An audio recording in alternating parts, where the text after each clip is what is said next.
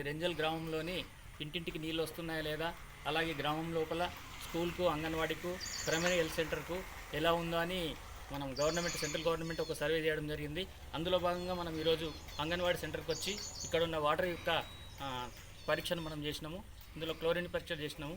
ఇందులో క్లియర్గా మనకు క్లోరిన్ ఉన్నది కాబట్టి పిల్లలు మరి సురక్షితంగా దీన్ని తాగొచ్చు. ఇలాంటి మరి స్వచ్ఛమైన త్రాగునీరు తాగడం వల్ల పిల్లలు ఆరోగ్యంగా ఉంటారు. ఇది ఈ పథకం యొక్క ముఖ్య ఉద్దేశం.